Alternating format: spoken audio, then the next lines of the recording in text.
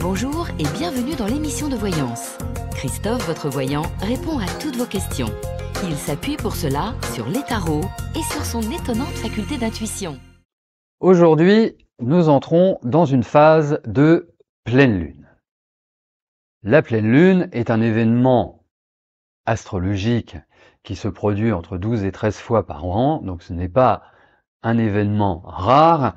La seule chose, c'est que il y a toujours une interprétation que l'on peut faire de cette pleine lune, comme on le fait de la nouvelle lune, selon le ou les signes dans lesquels elle se trouve. Alors c'est toujours un moment d'intensité, quoi qu'il arrive, hein, donc il est toujours important d'être prudent lors d'une pleine lune ou lors d'une nouvelle lune. Et donc, une pleine lune a lieu astrologiquement quand la lune et le soleil sont dans des signes opposés et au même degré. Donc, on dit qu'il y a une opposition entre le soleil et la lune. Dans ce cas, nous avons une pleine lune qui se situe sur l'axe Vierge-Poisson. Lune en Vierge et soleil en Poisson. Et je dirais que, schématiquement, cette pleine lune, on est plutôt sur un axe du désir et de la raison. La Vierge est liée à tout ce qui est sérieux, à l'ordre, à la rationalité et à l'aide aux autres. Et le Poisson, ou les Poissons, évoquent plutôt l'analyse profonde, le dépassement de soi, la mutation. Alors, cette pleine lune qui se situe sur l'axe Vierge-Poisson s'appelle, dans le chamanisme, la pleine lune des vers. Non pas des vers à boire, Michel, mais des vers pour aller à la pêche. Pourquoi? Parce que cela annonce la phase de dégel et la phase des semences. Il s'avère que le sol redevient fertile, je vais y arriver, susceptible de pourvoir aux besoins de l'homme. Donc c'est quelque part la préannonce du printemps. Voilà. Puisque les petits vers de terre vont commencer petit à petit à remonter vers la surface. Voilà, c'est ça l'arrivée du printemps. Ça, c'était pour notre culture générale. Alors, voyons quelles sont les forces en présence. Nous le savons déjà, nous avons un soleil en Poisson et une lune en Vierge. Mais il n'y a pas que cela. Sur Paris, nous avons un ascendant Cancer. Donc cela, enfin pour Paris, pour la France, nous avons un ascendant Cancer. Et la lune à la maîtrise du Cancer. Donc la lune, sur cette pleine lune, va être extrêmement importante. Donc nous allons commencer, charité bien ordonnée, nous allons commencer par la conjonction Neptune-Soleil opposée à la Lune. Et je dirais heureusement, cet aspect n'est pas celui qui est dominant dans le ciel actuel. C'est plutôt un aspect qui va exacerber d'une certaine manière nos émotions et créer du trouble dans notre rationalité, nos sentiments. Et effectivement, cela en déroutera plus d'un, et je pense notamment aux Sagittaires et aux Gémeaux des 2e et 3e décans, pour voir un peu plus large. Là où ça devient un peu plus intéressant, c'est que nous avons également le carré de Neptune à Mars et l'opposition, donc la pleine lune, Soleil-Lune, carré également à Mars. Donc, cette combinaison d'aspects crée des tensions importantes, donne le besoin physique d'en découdre et de crier haut et fort notre colère, nos points de vue et nos revendications. avec une idée de démesure. Donc, comme par hasard, et vous savez bien que le hasard n'existe pas, aujourd'hui sonne le rassemblement contre une loi que le gouvernement veut faire passer. Donc on peut s'attendre, premièrement, à ce qu'il y ait beaucoup de monde, deuxièmement, à ce que ce mouvement ne faiblisse pas. Je ne vous parle pas d'un retrait de la loi, où là, bien évidemment, si on retire la loi, on retourne chacun chez soi et on passe à autre chose. Donc, ça va donner une empreinte, non pas indélébile, mais une empreinte profonde, à mon sens, à ce mouvement, et qui risque de créer d'autres mouvements. C'est comme si c'était le début d'une nouvelle aventure. Ceux qui ont participé au mois de janvier à mon intervention à la Maison Millet sur l'année astrologique en France pour Emmanuel Macron, etc., etc., doivent se souvenir que je disais qu'Emmanuel Macron était dans une année extrêmement difficile et que à cette époque, je disais que de faire passer à la hussarde des lois ne conviendrait pas et ne pourrait pas se faire. Donc, c'est toute une série de blocages auxquels il faut s'attendre. Donc, c'est d'une certaine manière la concentration d'un ras-le-bol général qui va, je dirais, qui va se concentrer sur cette phase-là, sur cette période-là. Et donc, vous l'aurez compris, Neptune, maître des poissons, Soleil en poisson, Lune en Vierge, Mars en Gémeaux, on est sur une dynamique très mercurienne. Donc, la parole, le mouvement, les idées, les discussions. Donc, tout cela va forcément entraîner de nouvelles contestations, de nouvelles... ça peut même aboutir à de la violence, mais peut-être plus verbale que physique, peut-être plus psychologique que physique. Mais l'humain est ainsi, donc il peut ouvrir à une certaine violence physique. Surtout que comme on est dans un monde un peu neptunien, enfin astrologiquement à l'heure actuelle, les actions peuvent être confuses, mal maîtrisées. Pourquoi ? Parce que nos émotions vont prendre le pas sur la rationalité, sur la factualité. Donc c'est un des aspects les plus importants de cette pleine lune, indéniablement. Et quand on regarde la situation du monde, quand on regarde la situation de notre cher pays, on se dit qu'on n'est quand même pas au bout de nos peines et que les mois qui viennent vont plutôt être denses, vont plutôt être délicats et vont plutôt nourrir sans parler de révolte, bien évidemment, mais vont nourrir des ressentiments assez puissants. Bon, après nous avons un aspect Uranus qui est au sextile du Soleil et au trigone de la Lune. Alors pour être clair, le sextile et le trigone sont des aspects positifs. Ce sont des aspects qui libèrent naturellement des énergies favorables. Mais là, dans un contexte tel que nous le vivons, les émotions vont être troublées. Alors, pas que l'on ne saura pas comment agir, pas que l'on ne saura pas comment aimer, tout à fait loin de là, mais déjà nous nous retrouvons en signe de terre, ce qui va nous pousser à verser dans le concret et justement à ne pas nous laisser envahir par nos émotions et nos envies impulsives. Mais comme les émotions sont intensifiées et dépendront de notre capacité à les gérer, cela ouvre la porte à des situations et des décisions inédites et à des retournements de situation dans les 15 jours qui viennent. Ce sera un préambule, dirons-nous. Hein. Nous allons terminer par deux aspects qui concernent la Lune. La Lune est en quinconce à Vénus qui se trouve en Bélier.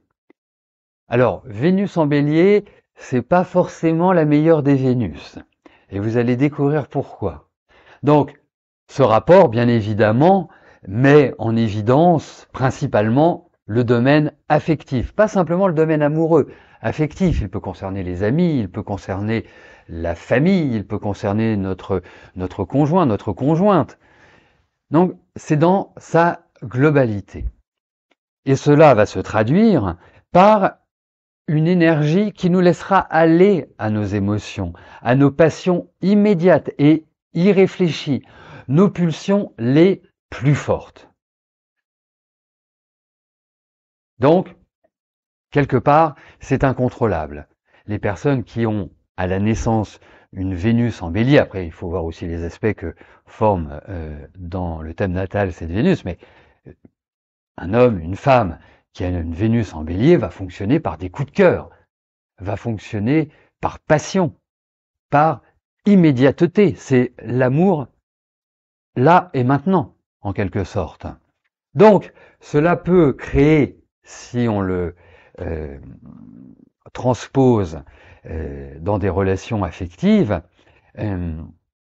c'est une phase qui peut certes créer des passions immédiates, c'est une phase qui peut certes créer des impulsions amoureuses très fortes, mais c'est aussi une phase qui peut permettre de discuter pour justement solutionner des désaccords avec nos proches. Deuxième aspect de la Lune, sesqui carré Pluton. Le sesqui carré, c'est un aspect de 135 degrés. Si je dois rentrer dans la technique, c'est un carré plus un demi-carré. Mais cela peut être aussi un trigone et un semi-sextile. Là, je rentre dans les détails. Tout cela pour vous dire que le carré et le semi-carré sont des aspects de tension. Et le semi-sextile et le trigone, ce sont des aspects, dirais-je, de libération, schématiquement. Donc, aspect négatif et aspect positif, comme diraient les anciens astrologues. Le sesqui carré porte en lui des valeurs qui vont être négatives et des valeurs qui vont être positives. Mais avant tout, c'est un aspect de peur et de colère interne. Quand vous avez des sesqui carrés dans votre thème, par exemple, si ça associe Mars, ça va être la peur d'agir, ou il faudrait être dans un certain contexte pour pouvoir actionner les choses. C'est peut-être, par exemple, la peur de l'inconnu. Et donc, forcément, ce type d'aspect, Lune-Pluton, Lune, les émotions, Pluton, la transformation, donc c'est quelque part la peur de transformer nos émotions, ou la peur de faire face à nos émotions.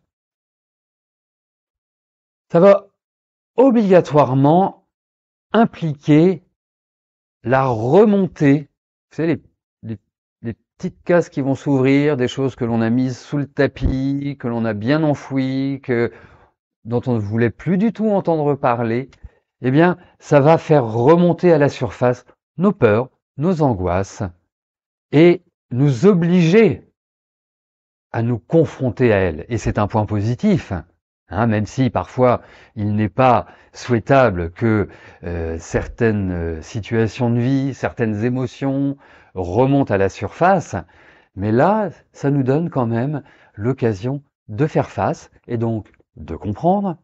Et si nous comprenons, nous assimilons. Et si nous assimilons, nous dépassons, tout simplement. Alors, pour les signes astrologiques, permettez, je vais m'hydrater un petit peu. Alors très clairement, disons-le, les signes qui vont vivre, je dirais, de manière la plus délicate cette pleine lune sont surtout les Sagittaires et les Gémeaux, fin deuxième décan, début troisième décan.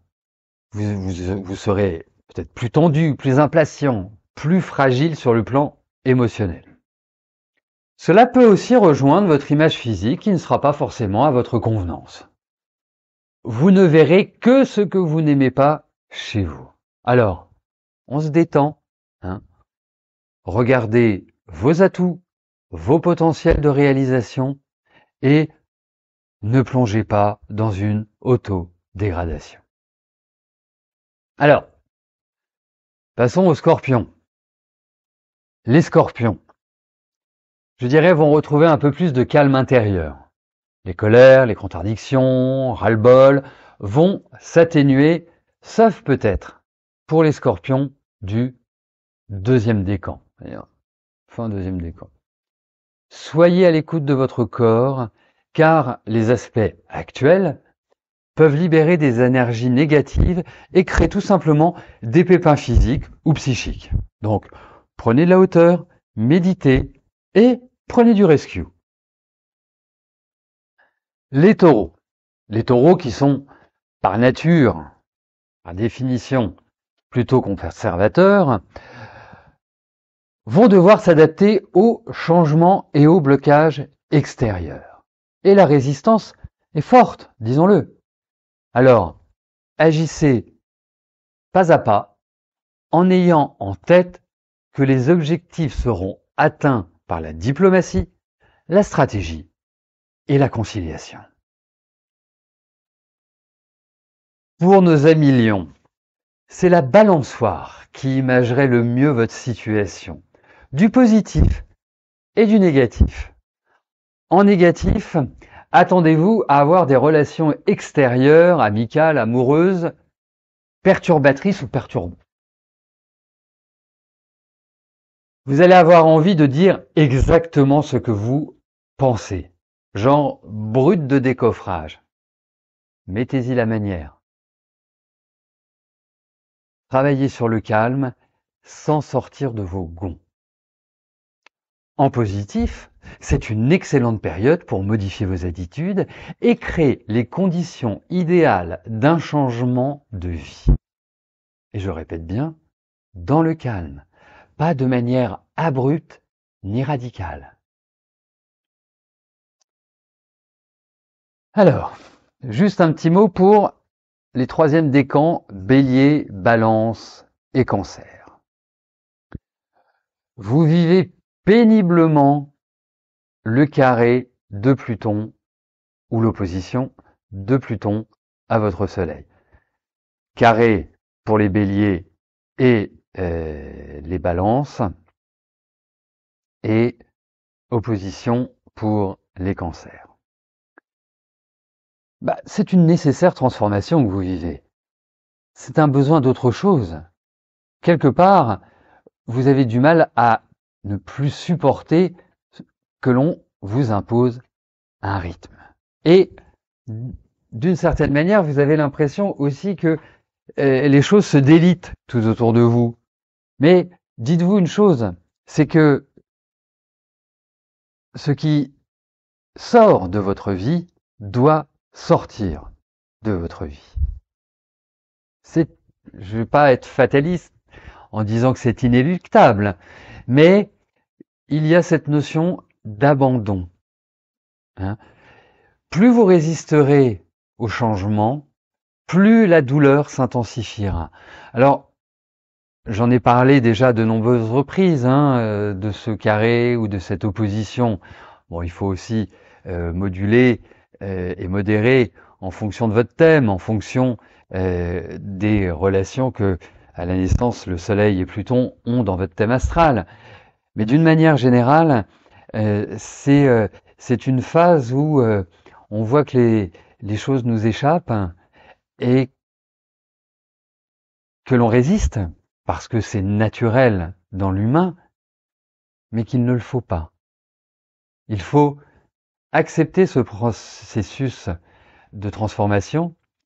Il faut se dire que nous traversons peut-être un tunnel à l'heure actuelle, mais qu'au bout de ce tunnel, nous trouverons la lumière, et une lumière qui sera tellement belle, tellement éclatante, que cette épreuve vaut le coup.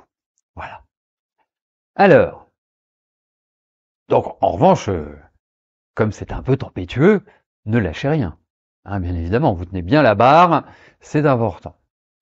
Alors, je terminerai par que faire pendant cette pleine lune.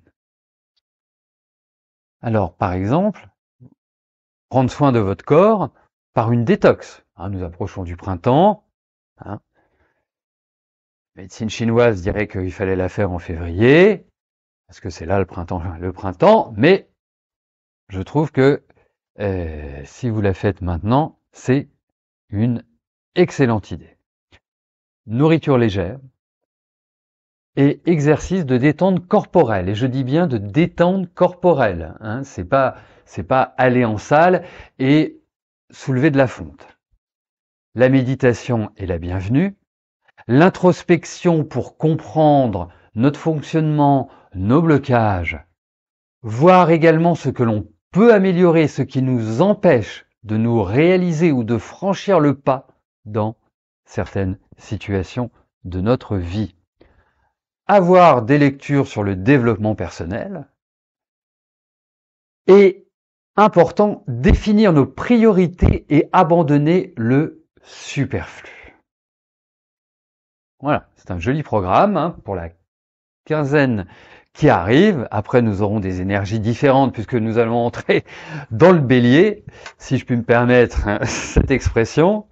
Et là, on changera vraiment d'atmosphère, vous verrez. Vous verrez parce que ça va être sportif. Donc, en conclusion, cette pleine lune est une pleine lune, vous l'aurez compris, qui est extrêmement liée aux émotions, aux sentiments, à l'affectivité, et qui nous oblige qui nous oblige pas, il n'y a rien d'obligatoire dans la vie, mais il est beaucoup plus conseillé de travailler sur la maîtrise de nous et de trouver notre équilibre personnel par rapport à nos envies, nos motivations, nos désirs que nous voulons assouvir. Et donc je terminerai par une citation d'un maître soufi du XIIIe siècle. Le plus ignorant des hommes est celui qui renonce à ce qu'il sait de lui-même pour adopter l'opinion d'autrui. Voilà. Bonne méditation à tous. Je vous remercie de votre attention. Vous pourrez retrouver bien évidemment le replay de cette intervention sur la pleine lune, aussi bien sur Instagram, sur Facebook, sur le site www.émissiondevoyance.com, Facebook Émission de Voyance, Facebook Maison Millet, Instagram Maison Millet, TikTok aussi Maison Millet, oui, la nouveauté, TikTok Maison Millet, et je dois en oublier, mais je pense que déjà avec ça, vous aurez de fortes chances de le prouver. Il va passer tous une excellente fin de journée. On se retrouve très rapidement pour de nouvelles aventures astrologiques. Pourquoi? Parce que Saturne, la planète, une des planètes les plus délicates de notre zodiaque, va changer de signe entre aujourd'hui et demain. Donc va passer du Verseau au Poisson. Et oui, c'est vraiment, on est dans le Poisson en ce moment. Et donc, je ne sais pas sous quelle forme, mais je me sens complètement obligé d'en parler, et je me sens d'autant plus obligé d'en parler que ça va faire beaucoup de bien aux signes d'eau, donc Cancer, Scorpion et Poisson. Mais nous verrons dans quelle mesure cela peut s'étendre et que va apporter Saturne en Poisson. Je rappelle que Saturne traverse le zodiaque en 29 ans et des brouettes, et donc il est présent en Poisson tous les 29 ans, et il reste 2 ans et demi. Donc ça, c'est à suivre. Bien évidemment, je vous parlerai très prochainement, donc d'ici une petite quinzaine de jours, de la nouvelle lune en Bélier, et puis plein d'autres choses. Ne vous inquiétez pas. Gardons le contact sur le plan astrologique. Eh bien, d'ici là, portez-vous bien, et je vous dis à plus tard. Merci. Bye bye.